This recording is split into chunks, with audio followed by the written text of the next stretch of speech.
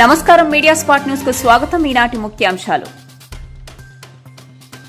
అన్నమయ్య జిల్లా మదనపల్లి పట్టణంలో వైఎస్సార్ కాంగ్రెస్ పార్టీ అభ్యర్థి నిషార్ అహ్మద్ నామినేషన్ వేస్తున్న సందర్భంలో ఆయన స్థానికంగా బెంగళూరు బస్టాండ్ నుంచి వేలాది మంది కార్యకర్తలు అనుచరులతో కలిసి భారీ ర్యాలీతో వెళ్లి తన నామినేషన్ పత్రాలను సబ్ కలెక్టర్ కార్యాలయంలోని ఆర్ఓ వద్ద తన నామినేషన్ దాఖలు చేశారు. నిషార్ అహ్మద్ తో పాటు మదనపల్లి మాజీ MLA doctor Desai Thippareddy, AP MDC chairman Shameem Aslam, municipal chairman Manoja, vice chairman Jinka Venkata Chalapathi మరియు నియోజకవర్గం జడ్పీటీసీ సభ్యులు, ఎంపీటీసీ సభ్యులు, సర్పంచులు, వైఎస్సార్ పార్టీ అభిమానులు తదితరులు పాల్గొన్నారు.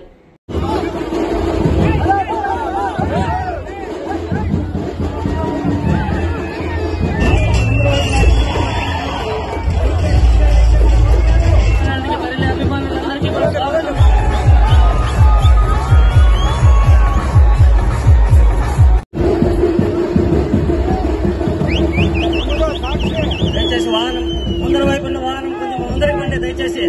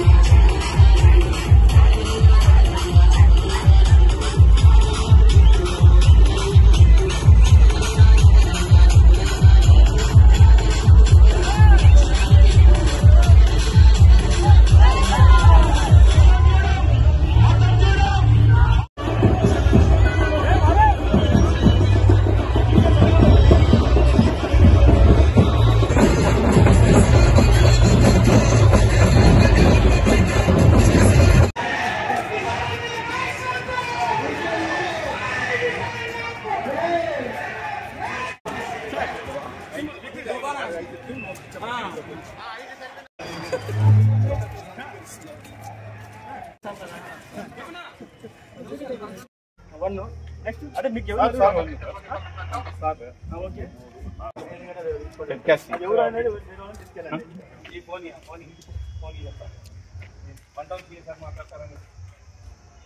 వర్గం మారు మూలల నుండి ప్రజలు ఈ రోజు వచ్చేసింది. ఈ నియోజకవర్గానికి ఈ నామినేషన్ ప్రక్రియకు ఈ ప్రోగ్రాంకి వచ్చి అటెండ్ అయ్యారు. చాలా సంతోషం వేసింది.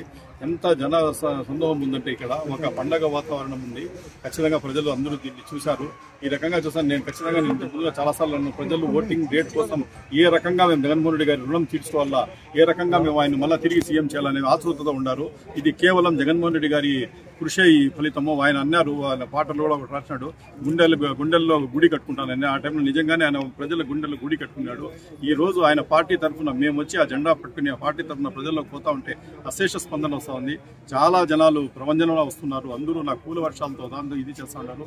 ఆయన ఈ రోజు ప్రజల కోసం, పేద ప్రజల కోసం ఏదో చెప్తారే, ప్రజల కోసం ఏదైనా చేస్తే ఖచ్చితంగా ప్రజలు మర్చిపోరని ఖచ్చితంగా అదే ఈ రోజు జరుగుతుంది. ఈ రోజు మేము చూస్తూ ఉంటే అదే కనిపిస్తూ ఉంది. మేము ప్రజల్లోకి పోతా ఉంటే ఏ రకంగా ప్రజలు వచ్చి మాకు వెల్కమ్ చెప్తా ఉంటారు.